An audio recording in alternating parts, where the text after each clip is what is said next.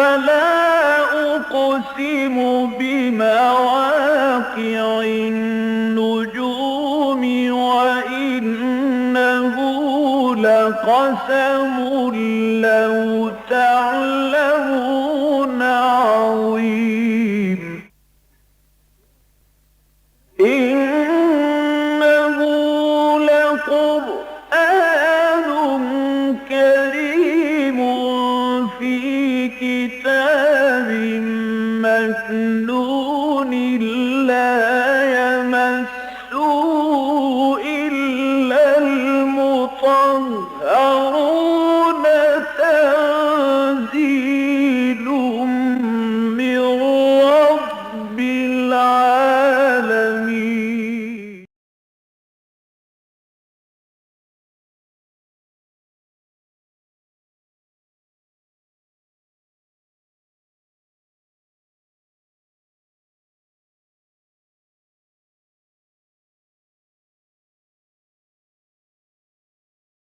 أعوذ بالله من الشيطان الرجيم.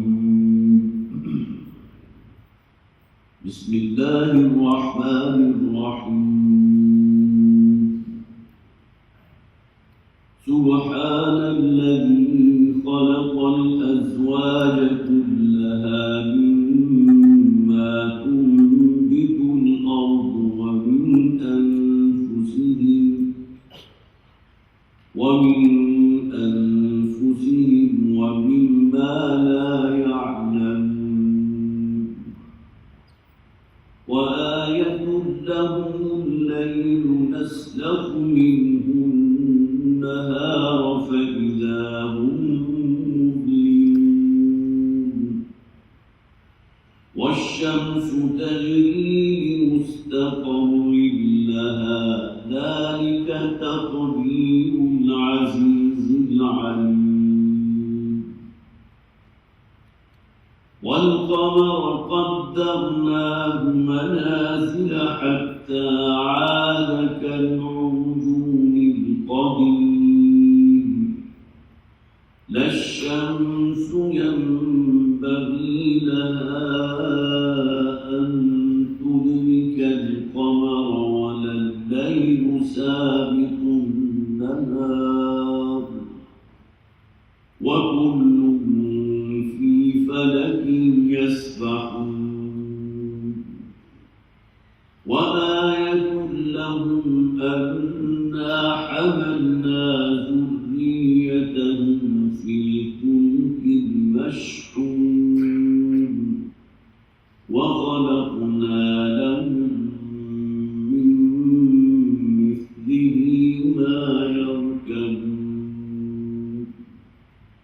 وإن نشأ نغرقهم فلا صريخ لهم ولا هم ينقذون إلا رحمة منا ومتاعا إلى حين. وإذا قيل لهم اتقوا ما بين أيديكم وما خلفكم لعلكم ترحمون. وما تأتيهم من آيات من آية ربهم وما تأتيهم من آية من آيات ربهم إلا كانوا عنها معرضين. وإذا قيل لهم أنفقوا مما رزقكم الله قال الذين كفروا للذين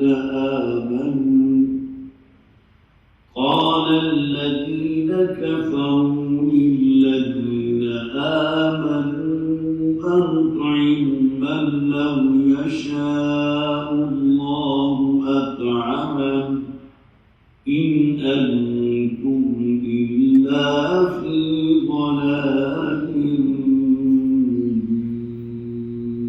مبين. صدق الله العظيم. رب اشرح لي صدري ويسر لي امري واحلل عقدة من لساني يفقهوا قولي. اللهم ألهمنا رشدنا واعذنا من شرور انفسنا آمين يا رب العالمين. سورہ یاسین کا ہم سلسلے وار یہاں مطالعہ کر رہے ہیں. صرف ذہن میں تازہ کر لیجیے کہ اس سورہ مبارکہ کا جو پہلا رکوع تھا، جیسا کہ اکثر و بیشتر جو آغاز کلام ہوتا ہے سورہ کے اوپر بہت ہی شاہانہ ہوتا ہے. آغاز ہوا تھا حروف مقطعات سے یاسین، لیکن اس کے بعد جس شے کی گواہی دی گئی تھی انک لمن المرسلین، قسم ہے اس کلام ربانی کی، اس قرآن حکیم کی، یاسین والقرآن الحکیم. وہ کہ قرآن کی قسم کس بات پر کھائی گئی؟ انک لمن المرسلین علی صراط مستقیم. اے نبی صلی اللہ علیہ وسلم، آپ رسولوں میں سے ہیں، آپ فرستادہ ہیں، اللہ کے بھیجے ہوئے ہیں، اور آپ اس راستے پر ہیں جو بالکل سیدھا راستہ ہے، اس میں کوئی کجی نہیں ہے، کوئی ٹیڑھ نہیں. تو یہ وہ ہے کہ آغاز کلام میں وہ انداز ہے کہ جو مخاطب کو اپنی طرف کھینچنے کے معنی ہے. اس کے بعد کچھ آگے چل کے فرمایا لقد حق القول علی اکثرهم فهم لا یؤمنون.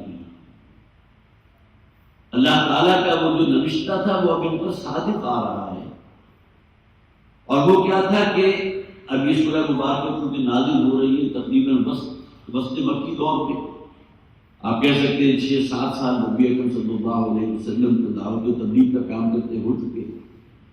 تو گویا کہ یہاں سے جو چیزیں حاصل ہونی تھی انسانوں کی شکل میں، سعید روح کی شکل میں، وہ نبی اکرم صلی اللہ علیہ وسلم کے ساتھ جڑ چکے ہیں.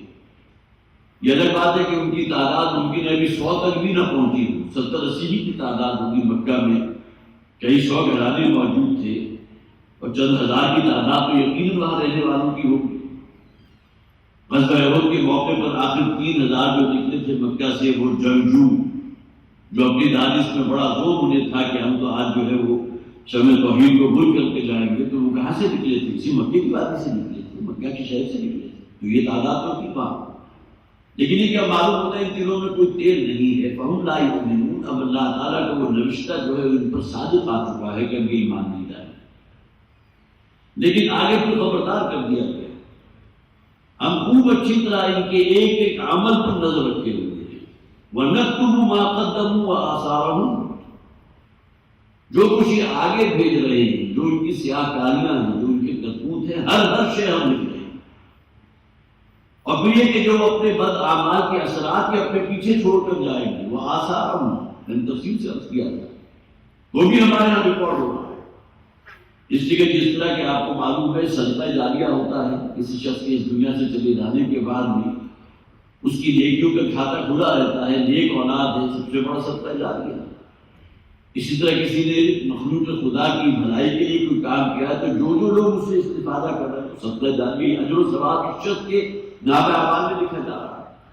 یہی معاملہ کسی شخص نے اگر کسی برائی کا ارتکاب کیا اور اس کی بنیاد رکھ دی، اب جو آنے والی نسل جس گمراہی میں مبتلا ہو رہی ہے، جس بدعملیوں کا شکار ہو رہی ہے، اس کے کھاتے میں وہ تمام چیزیں درج ہوتی چلی جا رہی ہیں.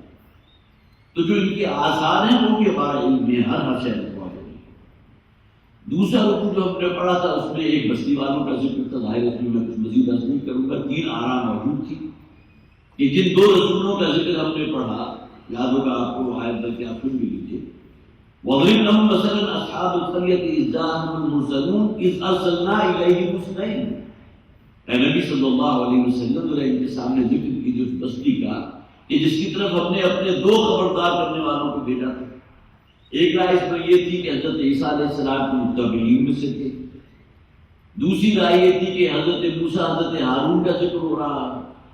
اور تیسرے شخص جس نے آ کر ان کی نصرت کی تھی، ان کی تائید کی تھی، وہ مومن آل فرعون میں سے تھا الذی یکتم ایمانہ، جس نے اپنے ایمان کو چھپا رکھا تھا اور بڑے دربار میں کھڑے ہو کر اس نے کلمہ حق ادا کیا تھا، اپنے ایمان کا انکشاف کیا تھا. اور ایک رائے یہ بھی ہے جیسے کہ میں نے عرض کیا تھا کہ یہ پہلی کسی قوم کا ذکر ہے، اس کا تعین آپ نہ کیجیے کہ کن لوگوں کا ذکر ہو رہا ہے. اللہ تعالیٰ نے مثال بیان فرمائی ایسی بستی کی جس کی طرف اللہ نے 2 رسولوں کو بھیجا، اور اس کے بعد ایک تیسرا شخص بھی ان کی تعریف کے لیے مقرر کر دیا. لیکن اس بستی والے ایسے ناہنجار تھے کہ انہوں نے ان کا معاملہ جو ہے رسولوں کو تو اللہ نے بچا دیا. رسولوں کے ضمن میں اللہ تعالیٰ کی سنت یہ ہے کہ رسول کبھی مغلوب نہیں ہوتا, کبھی قتل نہیں ہوتا. لیکن یہ جو تیسرا شخص آیا تھا ان کی مدد کرنے کے لیے, ان کی نصرت کے لیے, اس کے ساتھ اس نے وہ معاملہ کیا کہ اس کو شہید کر دیا. 12 کے تینوں آ رہا ہوں کیونکہ میں تیسرا رکن کو ہم نے پڑھا, اس میں تذکیر بھی آ رہا ہے اللہ تعالیٰ کی نعمتوں کے حوالے سے, اللہ کی معرفت, یاد دہانی نصیحت. اب یہی آیات ہے کہ جو اب ہماری آج کے درس میں انشاءاللہ وہی جان لیں گے. سبحان الذی خلق الازواج کلھا, بڑی بابرکت ہے, بہت ہی پاک, بہت اعلیٰ وفا ہے وہ ذات ہے جس نے ہر شے جو پیدا کی ہے وہ جوڑوں کی شکل میں پیدا کی. مما تنبت الارض, تمہاری زمین سے جو چیزیں اگتی ہیں, جو تمہاری زمین اگاتی ہے وہ بھی جوڑوں کی شکل میں ہے. ومن انفسکم, اور تم نوع انسانی کا ہر فرد, وہ کہ اگر یہ اسپیشیز ہے ہومی سیپین کی تو یہ بھی جوڑوں کی شکل میں ہے. اور اس سے آگے بڑھ کر حیوانات ہیں, نباتات ہیں, یہ تمام چیزیں اللہ تعالیٰ نے پیدا کی جوڑوں کی شکل میں کی. وَمِمَّا لَا يَعْلَمُونَ, اور ابھی بہت سے جوڑے ایسے ہیں جن کا تمہیں ابھی علم ہی نہیں. اب اس کائنات کے ایسے سربستہ راز جو اب جس تک ابھی ہماری رسائی نہیں ہو سکی, شاید آنے والا دور جو ہمیں بتائے کہ یہ فلاں شے جو ہے وہ بھی جوڑوں کی شکل میں. اسی سے میں نے یاد ہوا, میں نے دلیل قائم کی تھی کہ دنیا کی زندگی کا بھی ایک جوڑا ہے. ہماری یہ لائف جو ہے, جو ہم زندہ ہیں, ہمارا بھی ایک جوڑا ہے. زندگی, موت, یہ ایک جوڑا بنتی ہے. اسی طرح دنیا کی زندگی اور آخرت کی زندگی, یہ بھی جوڑا بنتی ہے. اسی طرح جنت اور جہنم, یہ بھی جوڑے کی شکل میں ہے. تو معلوم ہوتا ہے جتنی آپ گہرائی میں اتریں گے اکثر و بیشتر یہ باتیں آپ کے سامنے آئیں گی کہ یہ تمام چیزیں اللہ تعالیٰ نے فرمایا. وہ مما لا یعلمون, جب یہ قرآن نازل ہو رہا تھا تو ابھی بہت سی چیزیں جو تمہارے علم میں نہیں تھی, آنے والے دور میں معلوم ہوگا کہ وہ بھی جوڑوں کی شکل میں.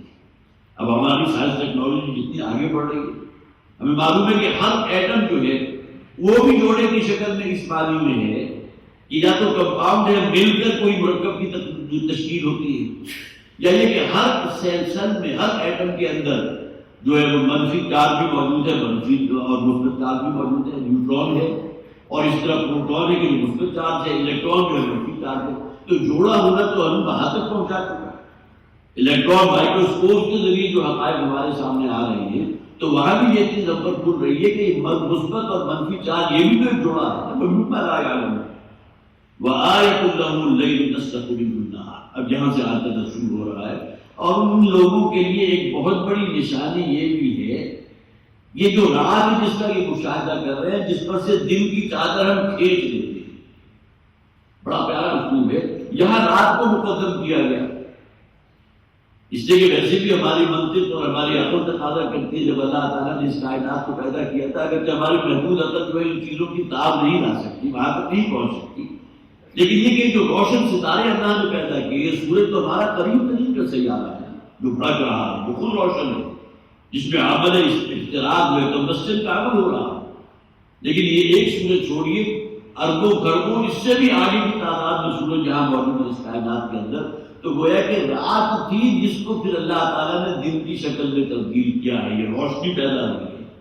اور اسی روشنی کی چادر کو اللہ تعالیٰ فرماتے ہیں نسلخ منہ النہار, اس یہ سفید چادر کو جو روشنی کی چادر ہے اس کو ہم کھینچ لیتے ہیں تو رات برابر ہو جاتی ہے. تو گویا کہ اللہ تعالیٰ نے یہ دن اور رات کا جو نظام پیدا فرمایا ہے, قرآن میں بہت سے مقامات کا ذکر ہے کہ اللہ تعالیٰ یولج اللیل فی النہار ویولج النہار فی اللیل, رات کو دن میں پرو جاتا ہے, دن کو رات میں پرو جاتا ہے. ان فی خلق السماوات والارض واختلاف اللیل والنہار, یہ زمین و آسمان کی جو اللہ تعالیٰ نے تخلیق فرمائی ہے اور پھر دن اور رات کا جو الٹ پھیر ہے, لآیات لقوم یعقلون, بڑی بڑی نشانیاں ہیں ان لوگوں کے لیے کہ جو عقل سے کام لینے والے ہیں. یہ تو ہمیں اب معلوم ہوا ہے نا کہ رات کیوں ہوتی ہے. سورج سے جب زمین اپنی پشت کر لیتی ہے اس کی طرف اور فیض آ جاتا ہے سورج کی طرف تو کچھ تو رات ہو جاتی ہے. اور یہی وجہ ہے کہ آپ یہ کہہ سکتے ہیں, جو عام طور پر آپ اللہ کے یہاں بھی وہ چیز پہنچی ہوگی, کہ اس روئے ارضی کا کوئی چپا بھی ایسا جگہ موجود نہیں ہے سوائے سمندروں کی جہاں انسان بستے ہیں. میں ان کا ذکر کر رہا ہوں جہاں اللہ کے رسول اللہ کی وحدانیت کی گواہی نہ دی جا رہی ہے اور اللہ کے رسول صلی اللہ علیہ وسلم کی گواہی نہ دی جا رہی ہے. اللہ اکبر, اشہد ان لا الہ الا اللہ, اشہد ان محمد رسول اللہ. اور پوری ترتیب سے اب یہ باتیں معلومات ہمارے پاس موجود ہے کہ کوئی ایک لمحہ بھی ایسا نہیں, اس لمحے بھی کسی علاقے میں فجر طلوع ہو رہی ہے، فجر کی اذانیں ہو رہی ہوگی، کہیں ظہر کی اذان ہو چکی ہوگی، اسی خطہ ارضی کے اوپر یہ جو پورا زمین ہے اس میں کوئی گوشہ ایسا بھی ہوگا کہ جہاں مغرب کی اذانیں ہو رہی ہوں، تو گویا کہ کوئی لمحہ بھی ایسا خالی نہیں ہے جہاں اللہ تعالیٰ کی توحید کا جو یہ ترانہ الاپا نہ جا رہا ہو یا اذان کی شکل میں، اور اسی طرح محمد رسول اللہ صلی اللہ علیہ وسلم کی رسالت کی گواہی نہ دی جا رہی۔ تو یہ تمام چیزیں وہ ہیں جن پر غور و فکر کرنے کے نتیجے میں تمہارے اندر اپنے رب کی معرفت پیدا ہونا لازم ہے، اور اگر نہیں ہو رہی تو پھر گویا کہ تم حیوانوں کی سطح پر زندگی بسر کر رہے ہو۔ یہ معاملہ اس کائنات کا مشاہدہ کرو جسے آپ کہتے ہیں منطق میں وہ کہ جس میں ان چیزوں سے نتیجے اخذ کرو۔ یہ تمہارے مشاہدات ہے کہ تمہیں سائنس کی وادیوں میں اور آگے سے آگے لے کر جائیں گے، لیکن اگر کہیں تم نے عروۃ الوثقیٰ جو ہے اللہ تعالیٰ پر ایمان، یہ خالق کائنات، یہ رب کائنات کا تصور درمیان میں سے نکال دیا، جو بدقسمتی سے آج ہماری سائنس جو ہے اس کا علم کو تو یہی ہے، اس نے ان تمام چیزوں کو وہ مانتے ہیں، تسلیم کرتے ہیں، لیکن اللہ کے وجود کے قائل نہیں، یا اللہ کو سمجھتے ہیں بھی ہے تو ایک مجبور و محض اللہ سمجھتے ہیں، یہ نہیں سمجھتے کہ اللہ کل شیء قدیر ہے، تمہارے ایک ایک عمل کو دیکھ رہا ہے، ایک ایک سے تمہاری ریکارڈ ہو رہی ہے، اور اس سے اس کی ہابی نہیں ہے، بلکہ یہ تمام چیزیں منتج ہوگی ایک نتیجے پر، وَإِنَّهَا لَجَنَّةٌ أَبَدًا وَلَنَارٌ أَبَدًا۔ تو یہ گویا کہ یہ جو وادیاں ہیں ان کو کراس کر کے آگے بڑھنے کو تیار نہیں ہے، اسی کے اندر یہ عروج آدم خاکی سے عظیم سے میں جاتے ہیں، یہ سائنس ٹیکنالوجی تو ہمیں وہاں تک لے گئی، لیکن اس میں جو اصل روح ہے یہ کائنات نہیں ہے، اصل شے خدا ہے، اللہ ہے جس نے پیدا کیا، تو وہ چیزیں ہماری نگاہوں سے ہوئی۔ وآیۃ لہم اللیل، اور ان کے لیے اس میں بھی بڑی نشانی ہے کہ رات جو ان کے اللہ تعالیٰ نے سکون کے لیے بنائی ہے، رات کو کوئی شخص ہوتا ہے تو دن بھر کی جو کھوئی ہوئی توانائی تھی اللہ تعالیٰ ری جنریٹ فرما دیتا ہے۔ ایسا نازک ہمارا ہارمونل نظام ہے کہ ہماری سائنس جو ہے بالکل عاجز آ چکی ہے، بعض ایسے کمپاؤنڈ ہیں ہمارے خون کے اندر جو نینو گرام کے اندر ان کا وزن بنتا ہے، جس کو آپ گویا کہ اندازہ لگا نہیں سکتے، قیاس ہی قیاس ہے۔ یہ رات کے اوقات میں گویا کہ وہ سکون ہے، وہ نیند کا معاملہ ہے، بڑی بڑی نشانیاں ہیں اس میں۔ نسلخ منہ النہار، دن کی چادر کو ہم اس سے کھینچ لیتے ہیں، فإذا هم مظلمون، اور جیسے ہی وہ دن کی چادر کھینچی جاتی ہے اور سورج نور ہو جاتا ہے تو پھر یہ تاریکی میں ڈوب جاتا ہے۔ اور اللہ تعالیٰ نے رات کو بنائی بھی سکون کے لیے، تسکنوا فیہا، تاکہ اس میں تم سکون حاصل کرو۔ والشمس تجری لمستقر لها، اور اسی طرح یہ سورج ہے کہ جو چلا جا رہا ہے اپنے مستقر کی طرف، مستقر سے مراد ایک ٹھکانہ بھی ہو سکتا ہے اور اس کی گزرگاہ بھی مراد لی گئی ہے، اس لیے کہ یہ جو ہمارا پورا علم فلکیات ہے یہ گھومتا ہے ان چیزوں کے اوپر کہ ہمارا جو اپنا سولر سسٹم ہے، چھوٹی سی فیملی ہے سورج کی جس کے اندر 9 سیارے موجود ہیں، عطارد سے شروع ہوتے ہیں اور پھر پلوٹو تک جاتے ہیں، اس میں تیسرے نمبر پر ہماری زمین آتی ہے، ہمارے سے آگے مریض موجود ہے، تو یہ چھوٹی سی جو ایک فیملی ہے سورج کی، یہ سولر سسٹم ہے، اس کا معاملہ تو بہت ہی محدود ہے۔ حالانکہ میں دیکھ رہا تھا تفہیم القرآن میں اس بات کے اوپر ذرا پھر انہوں نے بحث بھی کی ہے تو انہوں نے وہاں لکھا ہوا تھا مولانا مودودی میں رحمۃ اللہ علیہ کہ یہ پلوٹو کا جو فاصلہ ہے ہمارے اس سورج سے یہ تقریباً 6 ارب کلومیٹر کے فاصلے پر، 6 ارب بلین کلومیٹر، اور سورج کی روشنی وہاں پہنچتی ہے لیکن اسے پہنچنے میں 56 گھنٹے لگتے ہیں۔ اس سے آپ اندازہ لگا سکتے ہیں اس کائنات کی خوبصورتی۔ یہ تو ہماری چھوٹی فیملی، سولر فیملی، یہ سولر سسٹم ہے، اور ہمارے اس سولر سسٹم جیسے اربوں خربوں سسٹم اس کائنات میں موجود ہے۔ یہ تو مل کر ایک کوئی بڑا سولر سسٹم بنے گا۔ سورج بھی تو آخر کسی کے گرد گھوم رہا ہے نا، آگے آ رہا ہے، وہ کل فی فلک یسبحون، ہر شے کا اللہ تعالیٰ نے ایک مدار مقرر کر دیا۔ اسی اگر عالم فلکیات کو اپنے ذہن میں رکھتے ہیں تو ہر شے کا مدار ہے، زمین کا بھی تو ایک مدار ہے، اور ہمیں معلوم ہے کہ یہ مدار وہ نہیں ہے جو سورج کے گرد گھوم رہی ہے زمین، وہ تو ایک بہت بڑا چکر ہے جو 365 دن تک ختم ہوتا ہے۔ یہ اس کا اپنا ایک محوری چکر بھی ہے اپنے ایکسس کے، جس طرح کوئی گلوب ہے اپنے ایکسس پہ اگر لگا ہوا آپ اس کو جو ہے 24 گھنٹے کا چکر دیں گے تو وہ ایک چکر مکمل کرے گا، تو زمین اپنا وہ چکر بھی مکمل کر رہی ہے اور بہت ہی تیز رفتاری کے ساتھ 1,10,000 کلومیٹر فی گھنٹہ یہ سپیڈ ہے زمین کی سورج کے گرد گردش کرنے کی، جس میں انسان جو ہے حیران و پریشان رہ جاتا ہے کہ یہ زمین جس پر ہم سوار ہیں اس وقت بھی 1,10,000 کلومیٹر فی گھنٹے کے سپیڈ سے موو کر رہی ہے، ہمیں ساتھ کرتے ہیں۔ ہاں ذرا سی تیز ہوا چلتی ہے تو معلوم ہوتا ہے کہ ہمارے جو ہے وہ بڑے بڑے درخت جو ہے وہ بھی ڈھہ جاتے ہیں، بل بورڈ جو سائن بورڈ بھی نیچے آ جاتے ہیں، اور اس ہوا کی اسپیڈ کیا ہوتی ہے 120 کلو میٹر 150 کلو میٹر، اور ہمیں معلوم ہے اس سے زیادہ تیز اگر ہوا ہو گئی تو بڑی بڑی بلڈنگیں جو ہیں یہ زمین ڈوب ہو جائیں گی، اور پورا ہماری زمین کی اپنی رفتار کیا ہے۔ یہ تو وہ فیکٹرز ہیں جو ہمارے سامنے عددی اعتبار سے موجود ہیں۔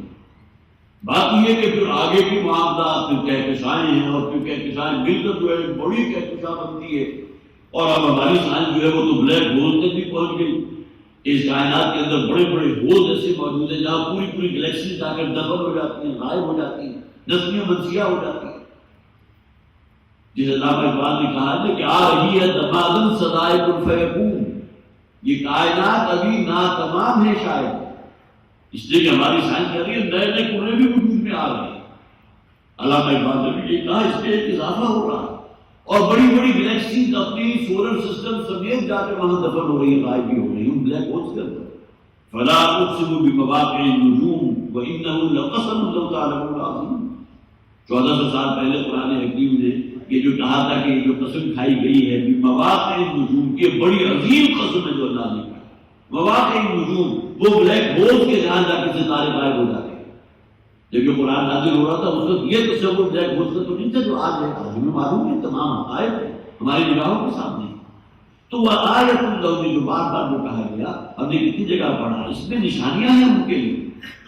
جب مقام ہے کہ جہاں انسان کو غور کرنا چاہیے، ذرا تھوڑا سا سوچنا چاہیے، اپنے ذہن کو کچھ تکلیف دینی چاہیے، اور پھر یہ کہ اس کی رسائی اپنے رب کی معرفت تک ہونی چاہیے جس نے یہ سب کچھ پیدا کیا، اس کی خلاقیت کے پیار ہو۔ تو والشمس تجری لمستقر لہا، اور اسی طرح کا معاملہ سورج کا بھی ہے کہ جو اپنے مدار میں مستقل گردش کر رہا ہے، اس میں کہیں کوئی سلونس پیدا نہیں ہوتی، نہ اپنی اسپیڈ سے ایکسیڈ کرتا ہے نہ کم ہوتا ہے۔ یہی معاملہ ہماری زمین کی جو ہے وہ محوری گردش کا بھی ہے اور دوہری گردش کا بھی ہے۔ یہ تمام نظام جو ہے، جسے وہ شعر بارہ آپ کو سنایا ہے کہ یہ جو شعر جو نظام جو ہے یہ تو شیشے سے بھی زیادہ نازک ہے۔ ذالک تقدیر العزیز العلیم، یہ وہ چیزیں ہیں کہ جو بنائی گئی ہیں، جن کی تقدیر ہے، جن کا معاملہ اللہ نے طے کر دیا ہے، اس اللہ نے جو العزیز ہے۔ اب یہاں اس اللہ کا تصور کرو جس نے اس کائنات کو بنایا، اور العلیم ہے، وہ ہر شے کا علم رکھنے والا ہے۔ جس طرح گھڑی ساتھ جب گھڑی بنائی تھی تو اس کے علم سے چھوٹے سے چھوٹا اگر کوئی اسپرنگ بھی ہے تو بڑی مشکل آپ کو نیکڈ آئی سے نظر آ رہا ہے، وہ بھی تو اسے معلوم ہے نا۔ اب تو ہماری الیکٹرانک واچ ہے، اس کے اندر پتہ نہیں سرکٹس بنے ہوئے ہیں، وہ تو ہماری سمجھ سے باہر ہے، لیکن جب تک کوئی میکینیکل واچز ہوتی تھی تو آپ نے کبھی کھولا ہو تو اس میں آپ کو سینکڑوں گراریاں ملیں گی، جس طرح ایک دوسرے کے اندر ہم آہنگی ان کی ہوتی ہے، اور پھر چھوٹے چھوٹے آپ کو اسپرنگ ملیں گے کہ جو اس کو کھینچ کے رکھتے ہیں۔ یہ تمام چیزیں جو صنائی جو کرنے والا تھا اس کے تو علم میں ایک ایک شے ہے۔ اسی طرح جس کائنات کو اللہ تعالیٰ نے بنایا، جس کی تخلیق فرمائی، کوئی شے بھی اس کے علم سے باہر نہیں۔ ذالک تقدیر العزیز العلیم، یہ ہے اصل میں وہ قدرت کا ایک بہت بڑا مظہر، وہ تقدیر جو اللہ تعالیٰ نے فرما دی ہے، جو اللہ العزیز بھی ہے، الحکیم بھی ہے، العلیم بھی ہے، ہر شے کا علم رکھنے والا۔ بخاری شریف کی ایک حدیث میں نے خاص طور پر نوٹ کی تھی، کتاب التوحید میں نبی اکرم صلی اللہ علیہ وسلم نے ایک موقع پر حضرت ابو ذر رضی اللہ تعالیٰ عنہ سے سوال کیا کہ تمہیں معلوم ہے، تمہیں کچھ خبر ہے کہ یہ سورج غروب ہونے کے بعد کہاں جاتا ہے؟ اب دیکھیں یہ ارشاد ہے اللہ کے رسول کا صلی اللہ علیہ وسلم، وہ الصادق والمصدوق۔ ہمارا جو سائنسی ذہن ہے وہ تو یہ سمجھتا ہے سورج کبھی غروب ہوتا ہی نہیں، ایسی بات ہے نا، اس لیے کہ سورج تو روشن ہے، یہ تو ہماری زمین کی حرکت ہے جس نے گویا کہ اس کو غروب کر دیا۔ وہ جو گھوم رہی ہے clockwise anticlockwise, تو وہ علاقہ جو سورج کے بالکل اس وقت زد میں ہے، جیسے ہی وہ گھومنے کے بعد کوٹ میں ہوا تو گویا کہ ہماری نگاہ میں سورج غروب ہو گیا۔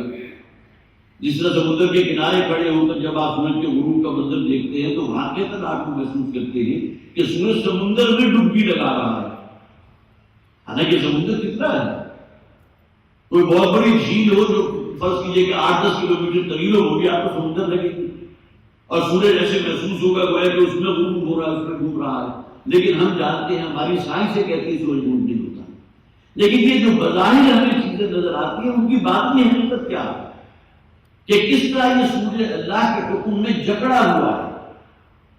تو حضور نے حضرت ابو ذر رضی اللہ تعالیٰ عنہ سے سوال کیا کہ تمہیں معلوم ہے کہ سورج غروب ہونے کے بعد کہاں جاتا ہے؟ تو ظاہر ہے کہ ابو ذر رضی اللہ تعالیٰ عنہ کے پاس وہ علم نہیں تھا کہ اس کا جواب دیتے. انہوں نے کہا اللہ و رسولہ عالم، اللہ کے رسول بہتر جانتے ہیں. اس پر حضور نے فرمایا کہ سورج غروب ہونے کے بعد عرش الہی پر جا کر اللہ کو سجدہ کرتا ہے اور اس کے بعد منتظر ہوتا ہے اللہ کے حکم کا. اگر اللہ حکم دیتا ہے تو اگلے دن مشرق سے طلوع ہوتا ہے، اور اگر حکم نہیں دیتا تو ساتھ تو جابد ہو جائے گا. اور ایک دن آئے گا، حضور نے حدیث میں فرمایا کہ اللہ تعالیٰ کے حضور جب وہ سجدہ کرے گا تو اللہ تعالیٰ اسے حکم دے گا کہ اگلے دن تمہیں طلوع نہیں ہونا، اور لہذا وہ دن ہوگا قیامت کا دن کہ جس دن سورج مغرب سے طلوع ہوگا. حدیث میں ہے نا قیامت کی نشانیوں میں سے ایک نشانی یہ بھی ہے کہ وہ جو قیامت کا دن ہوگا تو سورج کا جو طلوع ہوگا وہ مشرق کی بجائے مغرب سے ہوگا. آج اگر ہم اس کو اپریشیٹ کریں، اپنے اوپر طاری کریں، تو ظاہر انسان جو ہے بڑا خوفزدہ ہو جاتا ہے کہ ہمیشہ سورج جو مشرق سے طلوع ہوتا تھا اچانک کسی دن ہم دیکھیں مغرب سے طلوع ہو رہا، تو خوف اور دہشت کی وجہ سے کیا عالم ہوگا. اسی طرح کوئی زوردار موسلادھار بارش ہو رہی ہو اور بادلوں کی کڑک ہو یہ انسان کو بہرا کر دینے والی، اور بجلی کی چمک ہو، انسان بہت دہشت زدہ ہو جاتا ہے. جہاں کہ یہی چیز جو ہے، یہی وجہ نبی اکرم صلی اللہ علیہ وسلم پر شدید خوف طاری ہو جایا کرتا تھا جب اس قسم کا کوئی موسم آتا تھا، اس لیے کہ حضور کا اندیشہ ہوتا تھا کہ کہیں اس کے جلوہ میں اللہ تعالیٰ کے کوئی عذاب نہ آ رہا. لہٰذا وہ جو مسنون دعا آپ میں سے ممکن ہے بعض حضرات کو یاد بھی ہو، اللہم لا تقتلنا بغضبک ولا تہلکنا بعذابک وعافنا قبل ذلک. اے پروردگار ہمارے آپ جو ہے ہمارے کہیں ہلاک نہ کر دیجیے اپنے غضب کی وجہ سے، ہمارے گناہوں کی وجہ سے کہ ہمارے اوپر ہلاکت کا مسلط کر دیجیے، اور اس سے پہلے کہ تیری طرف سے کوئی ایسا فیصلہ اس سے پہلے ہی ہمیں اپنی عافیت کو لے. اللہم لا تقتلنا بغضبک ولا تہلکنا بعذابک وعافنا قبل ذلک. تو یہ تمام چیزیں اگر آپ دیکھیے خلاف فطرت کوئی شے وجود میں آ رہی ہے تو ہم ایک دم پریشان ہو جائیں گے، اس لیے کہ ہم عادی ہیں اس شے کے. یہی معاملہ ہوگا جیسے کہ حدیث میں حضور نے فرمایا کہ پھر اس دن جو قیامت کا دن طے ہے، اللہ تعالیٰ جو ہے وہ سورج کا وہ سجدہ قبول کرنے کے بعد اسے حکم دے دے گا کہ وہ رک جائے، ٹھہر جائے، اور پھر اس دن وہ وہیں سے گویا کہ مغرب سے طلوع ہوگا بجائے مشرق کے.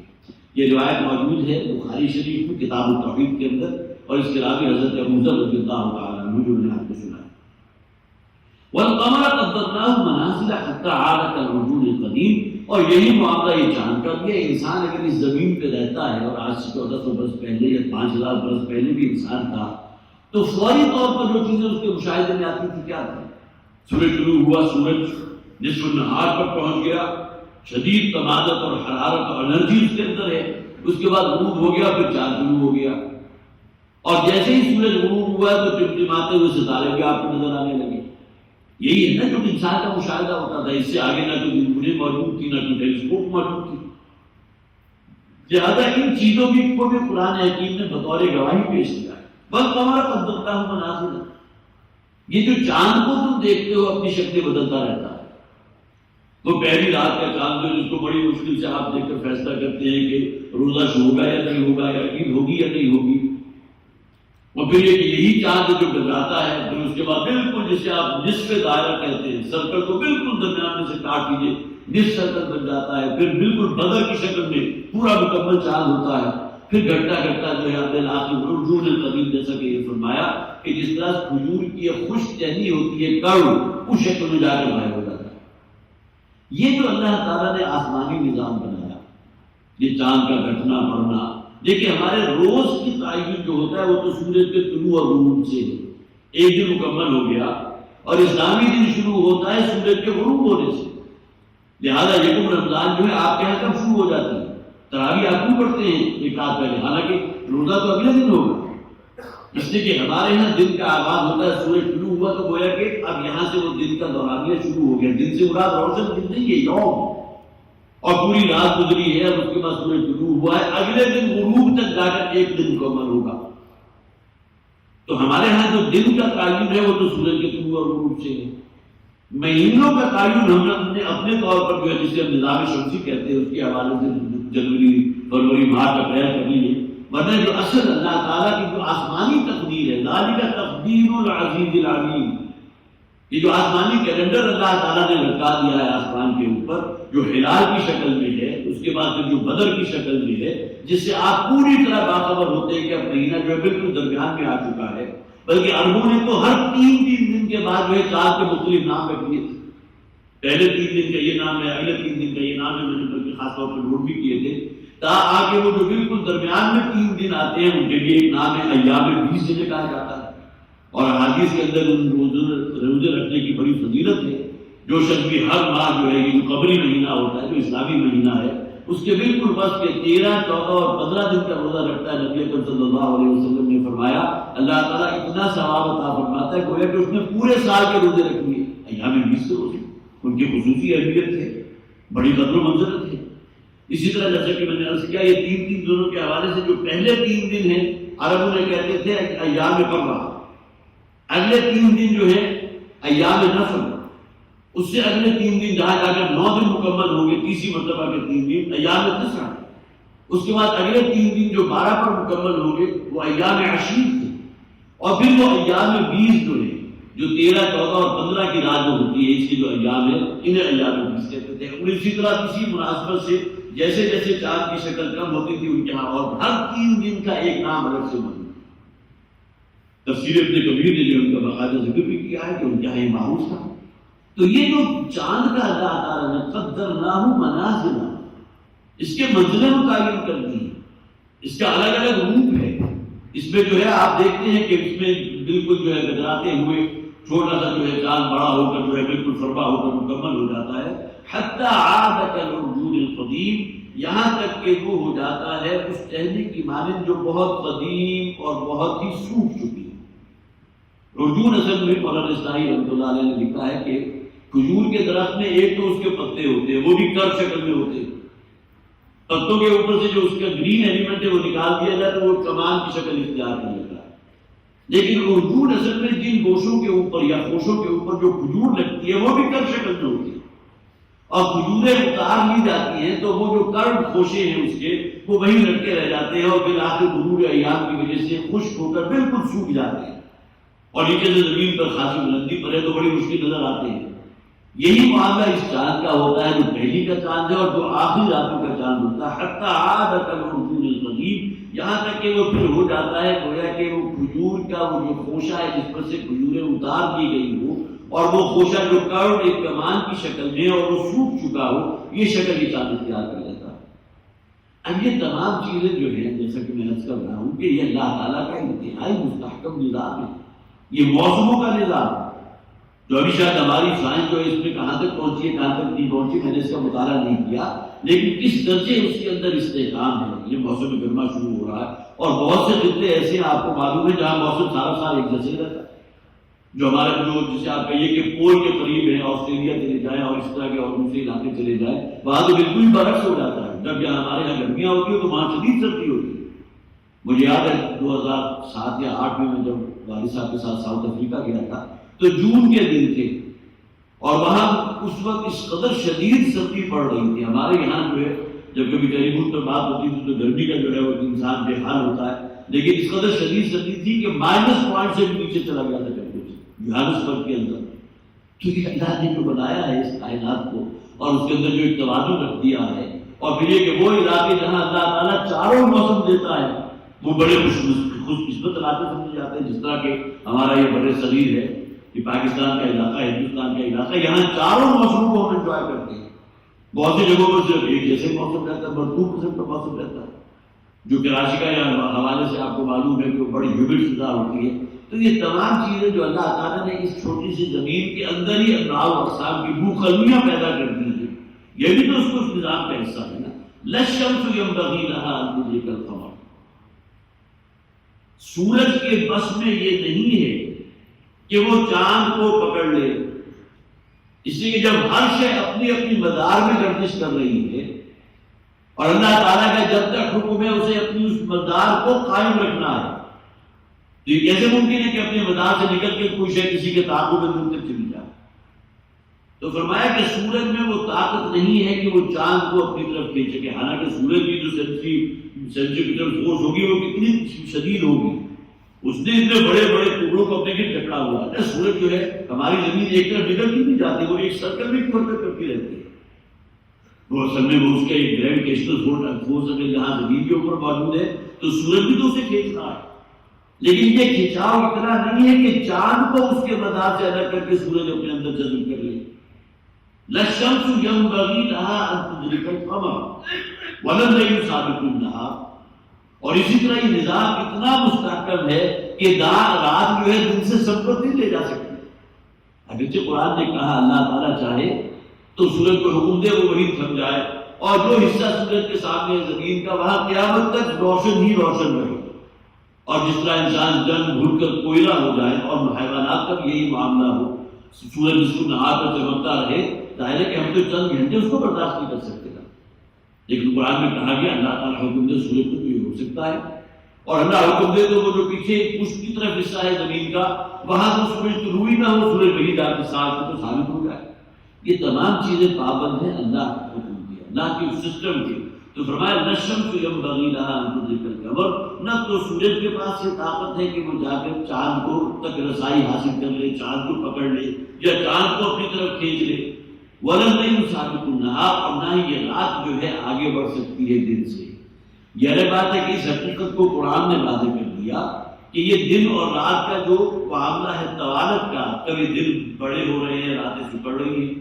گرمیوں میں آپ کو معلوم ہے دن بڑا طویل ہے، رات بہت مختصر ہے. اب سردیاں جیسے جیسے آ رہی ہیں، مغرب آپ کو معلوم ہے کہ جب ہم نے روزے رکھے تھے تو کہیں جا کر سورج جو غروب ہوتا تھا 7:10 پر، اب آ گیا 5:10 پر. گویا کہ دن کا دورانیہ 2 گھنٹے یہاں سورج کے غروب ہونے کے اعتبار سے کم ہو گیا. یہی معاملہ تقریباً 1-1.5 گھنٹے کا غروب ہونے کے حساب سے فرق ہو. یولج اللیل فی النہار، یہ ہے دن کا رات میں گھس جانا یا رات کا دن میں گھس جانا. 12 قرآن میں ذکر موجود ہے. یہ سسٹم بھی تو اللہ نے بنایا. وَكُلٌّ فِي فَلَكٍ يَسْبَحُونَ، نہ تو رات دن سے تجاوز کر سکتا ہے نہ دن رات سے تجاوز کر سکتی ہے، اور ہر شے اپنے اپنے مدار، فلک کہتے ہیں مدار، وہ گزرگاہ کے جو اللہ تعالیٰ نے متعین کر دی. اور آج ہمیں معلوم ہے کہ ہر ایٹم کے اندر بھی فلک موجود ہے. اس کے الیکٹران جو سرکل کر رہے ہیں وہ بھی ایک خاص دائرے کے اندر، وہ بیضوی دائرہ ہے. ہماری یہ زمین جو سورج کی حرکت کر رہی ہے بالکل گول میں نہیں ہے بلکہ بیضوی دائرہ ہے. یہی معاملہ الیکٹرانز اور پروٹونز کا. پروٹون تو چلیے اس کے درمیان میں سینٹرل نیوکلیس بھی ہوتے ہیں، لیکن الیکٹران جو ہے اسی طرح ایک اوول شیپ کے دائرہ میں آتے ہیں جس میں حرکت کرتے ہیں. تو وہ کل فی فلک یسبحون. اب یہاں آ کر گویا کہ 1400 برس پہلے شاید یہ بات اتنی معلوم نہیں تھی. اس وقت لوگوں کو یہ معلوم تھا کہ زمین اسٹیشنری ہے، سورج حرکت کر رہا ہے. پھر بعد میں آیا نہیں، سورج اصل اسٹیشنری ہے، زمین حرکت کر رہی ہے. دن اور رات اصل میں زمین کی اس کی حرکت کی وجہ سے ہوتا ہے. اب ہمیں معلوم ہے کہ نہ سورج اسٹیشنری ہے نہ زمین اسٹیشنری ہے، ہر شے حرکت کر رہی ہے. کل فی فلک یسبحون، 100% اطلاق ہوتا ہے کہ ہر شے، یہ اصل میں یہاں اجرام فلکی کا ذکر ہو رہا ہے، ہر شے اپنے اپنے مدار میں حرکت کر رہی ہے. ایک مدار اس گلیکسی کا بھی ہے جس کے ہم ایک جز ہیں. جس کا بہت بڑا ریگستان اور اس میں سے ایک ذرہ آپ اٹھا لیں، اس کی کیا نسبت و تناسب ہے. تو اس کائنات میں ہمارے گلیکسی کی جو پوزیشن ہے یا اس کی حیثیت جو ہے وہ ایک ذرے سے بڑھ کر ہے. تو اس پوری کائنات کے اندر یہ جو ہے یہ ہماری گلیکسی، اس کا بھی اپنا ایک سرکل ہے جو اللہ تعالیٰ نے متعین کر دیا. جہاں تک جسے ہم کہیے کہ ہمارا ذہن معاف ہو جاتا ہے، ہمارے جو بھی پیمانے ہیں اس کی قدر کرنے کے یا اس کی شمار کرنے کے وہ جا کر اینڈ ہو جاتے ہیں. لیکن یہ کہ بہرحال کل فی فلک یسبحون، ہر شے جو ہے اپنے مدار میں حرکت کر رہی ہے. اور سبح یسبح آپ کو معلوم ہے اسی سے لفظ تسبیح بھی بنا. کسی شے کو اس کی جگہ پر برقرار رکھنا. کوئی شے آپ نے فضا میں پھینکی، جتنی دیر وہ تیرتی ہوئی جا رہی ہے یہ سبح یسبح ہے. اسی طرح سمندر میں جو کشتیاں تیر رہی ہیں وہ بھی سبح یسبح کو تیر رہی ہیں، فضا میں تیر رہی ہوں. آپ کے جہاز فضا میں تیر رہے ہیں. یہ بات ہے وہ نیچے اس لیے نہیں آتے کہ پیچھے بڑے پاورفل انجن ہے کہ جو ان کو آگے کی طرف تھرسٹ دے رہے ہیں. تو یہ ہے سبح یسبح. اسی سے تسبیح بنا کہ اللہ تعالیٰ کا جو مقام بلند ہے اس پر اس کو فائز رکھنا، صرف قولی طور پر نہیں. یہ قولی تسبیح تو ہے سبحان اللہ، لیکن واقعہ اللہ تعالیٰ کو سمجھنا کہ اس کا وہ مقام اعلیٰ و ارفع ہے، وہ مقام بلند، یہ ہے تسبیح. کل فی فلک یسبحون. یہی مادہ یہاں آ گیا کہ ہر شے اپنے اس مدار کو برقرار رکھے ہوئے ہے، ریٹین رکھے ہوئے، اپنے اپنے فلک میں اپنے مدار میں تیر رہی ہے، حرکت کر رہی ہے۔ وآیۃ لہم انا حملنا ذریتہم فی الفلک المشحون، اور یہ بھی تو بہت بڑی نشانی ہے نا ان کے لیے کہ ہم نے ان کی اولاد کو اٹھا دیا ایک ایسی کشتی میں کہ جو پوری طرح بھری ہوئی تھی۔ اکثر و بیشتر مفسرین نے یہاں مراد دیا خاص طور پر حضرت نوح علیہ السلام کی کشتی، اس لیے کہ ایک مقام ہے جہاں قرآن حکیم میں حضرت نوح کا قصہ بڑی تفصیل سے آیا، وہاں فلک المشحون سے مراد وہی کشتی تھی جس پہ اللہ تعالیٰ کے حکم سے حضرت نوح علیہ السلام نے جو تمام حیوانات کا ایک ایک جوڑا بھی اور انسانوں میں سے وہ اس بستی کے وہ لوگ جو ایمان لا چکے تھے ان کو سوار کر دیا۔ تو فی الفلک المشحون سے مراد یہ بھی لی جا سکتی ہے کہ یہاں اللہ تعالیٰ نے اس کو بہت بڑی نشانی قرار دیا، اور آپ کو معلوم ہے کہ حضرت نوح علیہ السلام کو آدم ثانی بھی اس لیے کہا جاتا ہے کہ اس کے بعد جو نسل انسانی پھیلی ہے تو کشتی میں جو لوگ سوار تھے انہی کی نسل سے پھیلی، اور اس میں بھی روایات یہ ہیں کہ صرف 3 بیٹے تھے حضرت نوح علیہ السلام کے، حضرت حام، حضرت یام اور حضرت یافس، صرف ان کی اولاد ہے کہ جس سے دھرتی کے اوپر یہ انسان آج اگر آپ کو 7 ارب سے زائد نظر آ رہے ہیں تو یا تو حضرت حام کی اولاد میں ہے یا سام کی اولاد میں ہے یا یافس کی اولاد میں سے، اور یافس کی اولاد وہ ہے جنہیں آپ یلو ریسز کہتے ہیں، یہ چپٹی ناک والے ہیں، پیلی رنگت والے ہیں، آپ کے کورین ہو گئے، چائنیز ہو گئے۔ اس کے بارے میں تقریباً آج کی جو ہماری 12 جو بھی ہسٹورینز ہیں وہ لکھتے ہی ہیں کہ حضرت یافس کی اولاد اس شکل و صورت کی جو آپ کو پوری دنیا میں، اب تو امریکہ چلے جائیں تو وہاں بھی آپ کو اس قسم کی چیزیں مل جائیں گی، چپٹی ناک والے بھی اور وہ بھی مل جائیں گے، اس لیے کہ وہ وہاں سے آ کر وہاں آباد ہوئے، اور مکس ریسز کی وجہ سے اب جو اولاد ہو رہی ہے وہ ایک نئی جو ہے نسل اور نیا رنگ روپ لے کر آ رہی ہے۔ یہ تمام چیزیں بھی وہ ہے جو ہم نے سورہ روم میں پڑھا تھا، یہ بھی اللہ کی نشانیوں میں سے ایک نشانی ہے۔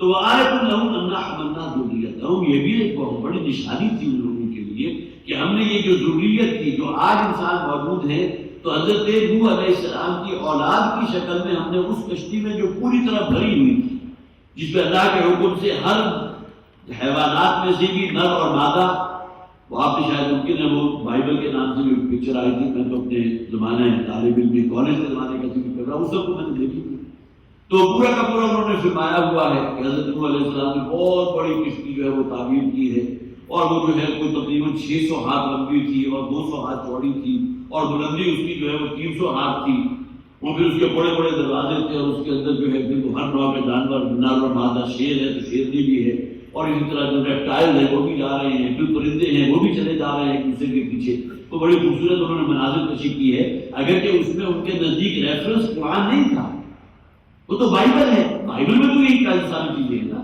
جس کا ذکر قرآن میں بھی موجود ہے کہ اللہ تعالیٰ کے حکم سے جو ہے انہوں نے سوار کر لیا ان تمام، اور وہی نسل جو ہے آج تک چلی آ رہی ہے، آج تک باقی واللہ اعلم انہوں نے وہ بنائی تھی تو کن حقائق کو بنائی تھی وہ پکچر، لیکن یہ کہ قرآن حکیم کا مطالعہ کیجیے تو یہی باتیں ہمارے سامنے آتی ہیں۔ فی الفلک المشحون، وہ کشتی جو پوری طرح لبریز کی بھری ہوئی، وخلقنا لهم من مثله ما يركبون، اور اسی طرح ہم نے ان کے لیے وہ چیزیں بھی بنائی اسی مثل کی جس پر وہ سواری کرتے ہیں۔ اب دیکھیں مویشیوں کے اندر 2 کیٹیگریز ہیں، بھیڑ بکریاں ہیں ان پر آپ سواری نہیں کر سکتے لیکن اس سے آپ منفعت حاصل کرتے ہیں، بھیڑ بکریوں کا دودھ آپ استعمال کر رہے ہیں، ان کا گوشت کھا رہے ہیں، ان کی کھالوں کے جو بال ہیں ان سے اپنے لیے کمبل بنا رہے ہیں، یہ 100 قسم کی چیزیں آپ کو معلوم ہے، اس کا اصل ماخذ کیا ہے؟ یہ ہمارے مویشی ڈھور ڈنگر، اور انہی میں ایک کیٹیگری اوپر چلے جائے تو گائے بھینس ہے، اب اس پر بھی سواری نہیں کی جاتی ہے، الگ بات ہے کہ ان کے جو نر ہیں ان کو ہم استعمال کرتے ہیں کھیتی باڑی کے لیے، بھینسیں جو ہے اس کے استعمال ہو رہے ہیں، بیل استعمال ہو رہے ہیں، لیکن مادائیں جو ہے وہ ہماری منفعت کے لیے، ان کا کتنا آپ یہ بڑی کوانٹٹی ہوتی ہے ان کے دودھ کی جو ہم حاصل کرتے ہیں، ان کا گوشت ہم کھاتے ہیں۔ اس کے بعد تیسری کیٹیگری وہ ہے جو بار برداری کے لیے اللہ نے بنائی ہے، اس میں یہ گھوڑے بھی ہیں، یہ گدھے بھی ہیں، یہ خچر بھی ہیں، والخیل والبغال قرآن حکیم میں ان کا ذکر بھی موجود ہے، یہ اللہ تعالیٰ نے بار برداری کے لیے بنایا، اور بحالت مجبوری ان میں سے اونٹ کی تو قربانی بھی ہوتی ہے، ان کے بارے میں تو نبی اکرم صلی اللہ علیہ وسلم نے جو حج فرمایا تھا حجۃ الوداع، اس موقع پر 63 اونٹوں کی قربانی حضور نے اپنے ہاتھ سے کی تھی، یہ روایات مستحکم ہے کہ بالحادث کے اندر موجود ہے۔ تو اونٹ وہ ہے جو بار برداری کے کام بھی آتا ہے، سواری کے کام بھی آ رہا ہے، اور اس کا گوشت بھی آپ کھا رہے ہیں، اس کا دودھ استعمال کیا جاتا ہے، بہت سے امراض کے اندر اونٹنی کا دودھ بڑا مشہور ہے، اور اس کو ہمارے یہاں باقاعدہ ٹریڈ بنا دی گئی ہے اور اونٹنیوں کو بھی وہی آکسیٹوسین کے انجیکشن لگا لگا کے جو ہے ان سے دودھ حاصل کرنے کے لیے انہیں بیمار کر دیا جاتا ہے. اور ہمارے ایک کینال بینک کے اوپر آپ کبھی گزرے ہوں تو یہاں اب تو شاید ہٹا دیا گیا ان لوگوں کو، لیکن یہاں انہوں نے ڈیرے ڈال دیے تھے. اس لیے ایسی روایات موجود ہیں بہرحال کہ اونٹنی کے دودھ میں اللہ تعالیٰ نے فراورت کے لیے شفا رکھی. تو یہ تمام چیزیں جو اللہ تعالیٰ نے بنائی ہیں تو خلقنا لهم من مثله ما يركبون، ان کے لیے اللہ نے وہ چیزیں بھی تو پیدا کی ہیں جن پر یہ سواری کر رہے ہیں، بار برداری کر رہے ہیں. اور خچر کا معاملہ تو اس قدر اللہ تعالیٰ نے اس پہ وہ پوٹینشیل رکھا ہے چڑھنے کا. ڈاکٹر عامر عزیز کیونکہ میرے کلاس فیلو رہے ہیں، اب تمہارا بہت زیادہ ہم سے تعلق اتنا ہے نہیں، وہ اپنے کاموں میں مصروف ہے. تو جب یہ زلزلہ آیا تھا 2005 والا تو وہ خود مجھے عامر نے بتایا تھا کہ جی جہاں ہمارے ہیلی کاپٹرز نہیں پہنچ سکتے تھے اس لیے کہ لینڈ کرنے کی جگہ ہی نہیں ہے، اور ہیلی کاپٹر کے نیچے جب اس کا وہ پنکھا گھومتا ہے تو جس قدر شدید ہوا کے تھپیڑے آتے ہیں تو انسان وہاں کھڑا رہ نہیں سکتا. ممکن ہے کہ جو لوگ وہاں مدد کے منتظر ہوں وہ صرف ہوگا کہیں نیچے کھائی میں جا پڑے. صرف ایک واحد سواری خچر تھا کہ جس کو یہ رسائی تھی ان تمام لوگوں کے، اور انہوں نے وہ سامان رسد جو ہے جس میں خیمے ہیں، کوئی کھانے پینے کا سامان ہے، یہ تمام چیزیں جو ہیں ان خچروں پر سوار کر کے وہاں تک پہنچائی تھی. اس لیے کہ وہ لوگ وہاں محفوظ ہیں. ان کے جو بھی بلڈنگ تو کیا تھی، وہ جو ان کے جھونپڑے تھے یا پتھروں سے بنے ہوئے ان کے گھر تھے وہ تو تباہ ہو گئے. اب کھانے پینے بھی کچھ نہیں ہے. تو یہ تمام چیزیں جو اللہ تعالیٰ نے بنائی ماہر کمون جن پر وہ سوار ہوتے ہیں، جن کو بار برداری کے لیے استعمال کرتے ہیں. وَإِن نَشَأْ نُغْرِقْهُمْ فَلَا صَرِيخَ لَهُمْ وَلَا هُمْ يُنقَذُونَ، اور اگر ہم چاہیں تو وہ کشتی ہے جس میں ان کے بڑے بڑے قافلے سوار ہو کر جاتے ہیں، سامان تجارت لدے بھدے چلے جا رہے ہیں ریڈ سی کے اندر، کہاں سے کہاں اپنا سامان لے کر جا رہے ہیں، اگر ہم چاہیں تو ان سب کو غرق کر دیں. قرآن میں یہ بھی کہا ہے کہ ہم چاہیں تو ہوا کو حکم دیں وہ بالکل ساکت و ثابت ہو جائے. اور ان کے بڑے بڑے بحری بیڑے جو ہے جو بادبانوں کے ذریعے آگے بڑھا کرتے تھے، ہوا اسے پش کرے گی تو آگے بڑھے گی نا. اللہ کے حکم سے اگر ہوا بالکل ساکت ہو جائے تو کہاں جائیں گے؟ کھڑے رہ جائیں گے. ظاہر ہے کہ سمندر بیچ میں نہ آگے جا سکتے نہ پیچھے جا سکتے ہیں. اتنے پاورفل نہ ان کے پاس مشینری اس سے موجود تھی جب یہ آیات نازل ہو رہی ہے. صرف یہ ہوا کا ایک بہاؤ تھا کہ جس کی گویا کہ دوش کے اوپر ان کے بڑے بڑے بیڑے جو ہے اپنی منزلوں کی طرح رواں دوا رہتے تھے، تجارت بھی کرتے تھے. وہاں ان کے لیے جو ہے سامان معیشت بھی تھا، انسانوں کی جو ہے وہ بھی تجارت کرتی تھی، ادھر سے ادھر پہنچ گئے. تو اگر ہم چاہیں وَإِن نَشَأْ نُغْرِقْهُمْ تو انہیں حکم دے اس سمندر کو، وہ تو اس کی وہ صفت ہے کہ اس نے انہیں ٹکا رکھا ہے. جو کہا گیا نا ان کے لیے بڑی نشانی ہے یہ بڑے بڑے جہاز جن میں یہ لدے ہوتے ہیں بھرے ہوئے، یہ ڈوبتے کیوں نہیں ہیں؟ آپ کو یاد ہوگا جب ہم پڑھا کرتے ہیں چھوٹے تو چھوٹی سی کنکری جو ہے وہ تو سمندر میں ڈوب جاتی ہے، پانی میں ڈوب جاتی ہے. بحری جہاز لاکھوں ٹن وزنی وہ نہیں ڈوب رہا.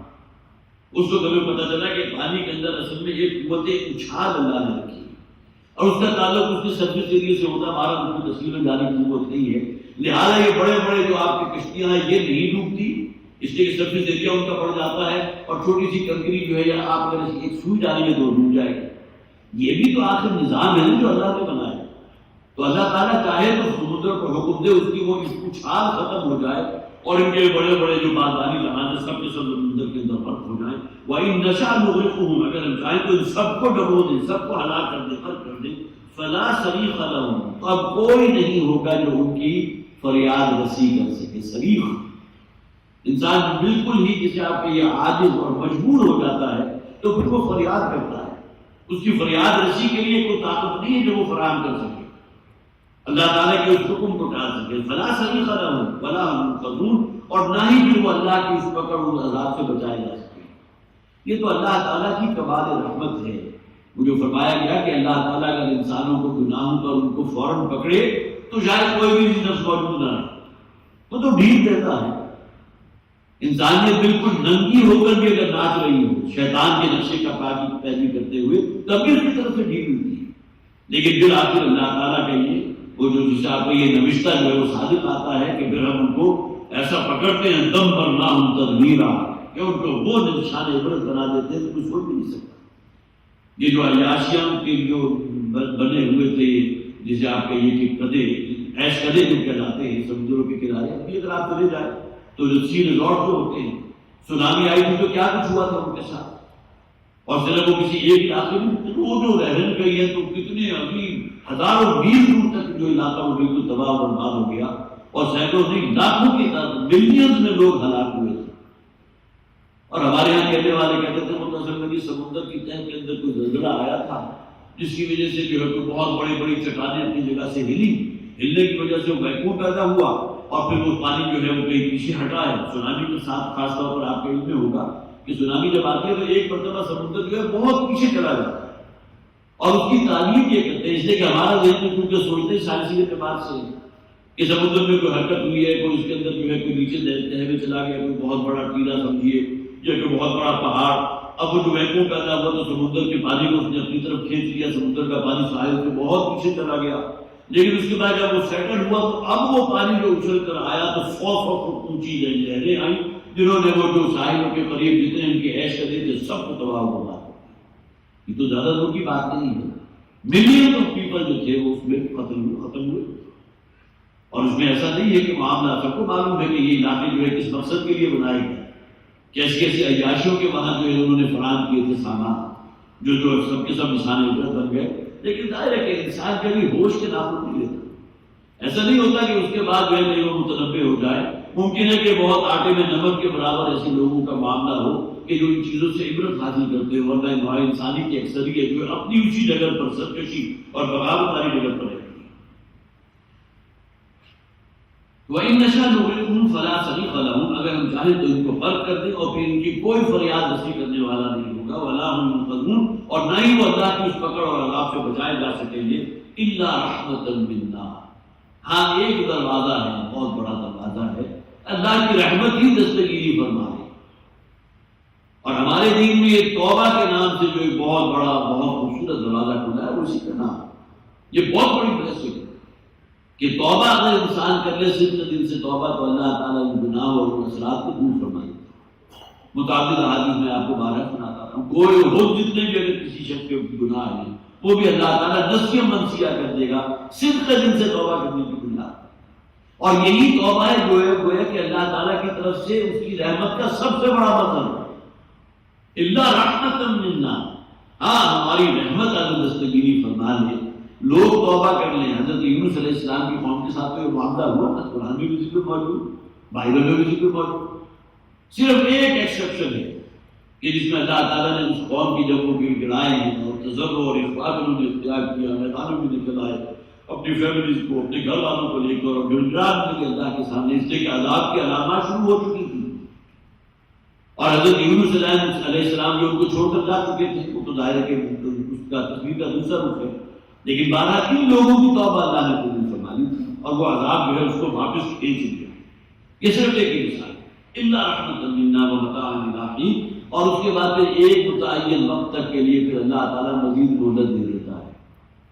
قوم یونس کے بارے میں آیا نا کہ پھر حضرت یونس علیہ السلام جب واپس آئے ہیں, مچھلی نے جو بگلا ہے اپنی قوم کی طرف آئے ہیں, تو ایک عرصے کے لیے اللہ تعالیٰ نے پھر ان کو جو ہے وہ رکھا, ہدایت کے رستے پر بھی رکھا. اور اس وقت ان کی تعداد 1000 سنت, جیسے الفاظ قرآن میں موجود 100,000, 1,00,000 کی تعداد کی بستی کے رہنے والوں کی, جن پر سے اللہ تعالیٰ نے اس عذاب کو ٹال دیا تھا. وہ متاع للحین, اور پھر یہ کہ دنیا کی جو بھی منفعت ہے یہاں کی متاع سے انسان بہرہ مند ہوگا, لیکن ایک وقت معین تک کے لیے. وہ وقت معین ہر شخص کا تو اس کی موت ہے, کتنا عرصہ جی لے گا. ایسا نہیں ہے کہ پہلے زمانے میں جو لوگ ہوتے تھے ان کی زندگی کئی 100 برس ہوتی تھی, ٹھیک حضرت نوح علیہ السلام کی ایکسیپشن ہے.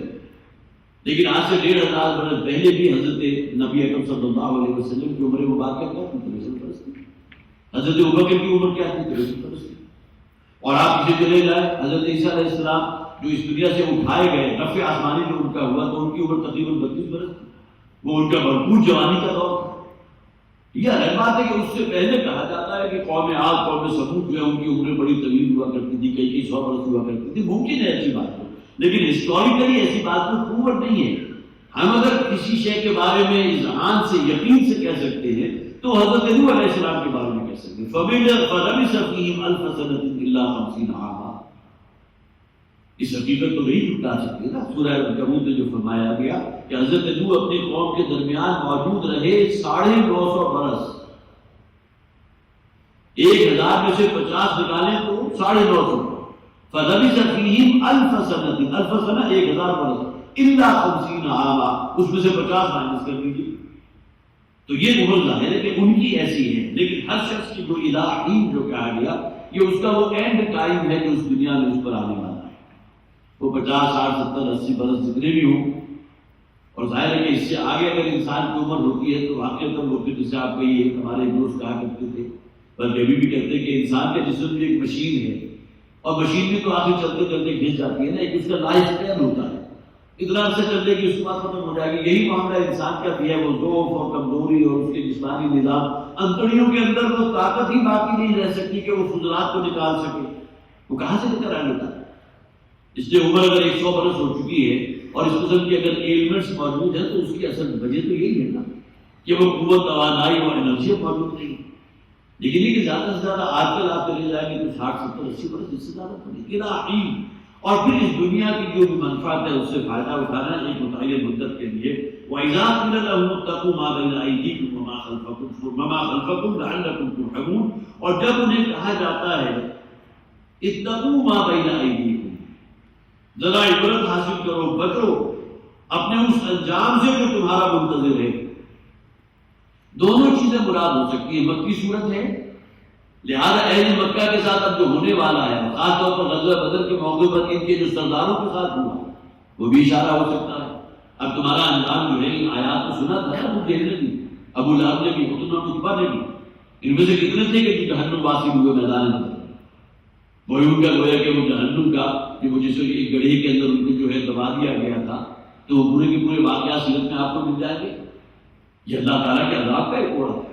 تو انہیں چاہیے کہ بچیں اپنے اس انجام سے جو ان کا منتظر ہے، ما بین ایدیکم جو ان کے سامنے ہے، وما خلفکم اور جو ان سے پہلے وہ گزرا، پہلی اقوام کا جو انجام ہوا، قوم عاد قوم ثمود، وہ بھی تو ہے نا، بائبل میں اس کا ذکر موجود ہے، یہود و نصارہ اس کا یہی دو تھے نا جسے آپ مذاہب کہیے، باقی آتش پرست بھی موجود تھے، بت پرست بھی خود تھے مکہ کے رہنے والے، لیکن بڑے بڑے مذاہب یہ رومنس کون تھے، اور اسی طرح یہ ایران کے رہنے والے آتش پرست تھے، اور یہ لوگ یہ تو یہودی یہ حضرت عزیر علیہ السلام کو اللہ کا بیٹا سمجھتے تھے، عیسائی حضرت عیسیٰ کو اللہ کا بیٹا سمجھتے تھے، اگرچہ تمام یہود کا عقیدہ یہ نہیں تھا، لیکن یہودیوں کے اندر ایک قبیلہ ایسا تھا کہ جو حضرت عزیر کو اللہ کا بیٹا قرار دیتا، قرآن حکیم میں موجود ہے، وقالت الیہود عزیر ابن اللہ وقالت النصارى المسیح ابن اللہ، یہودی کہتے ہیں عزیر اللہ کے بیٹے ہیں، اور نصرانی اور عیسائی کہتے ہیں حضرت مسیح اللہ کے بیٹے ہیں۔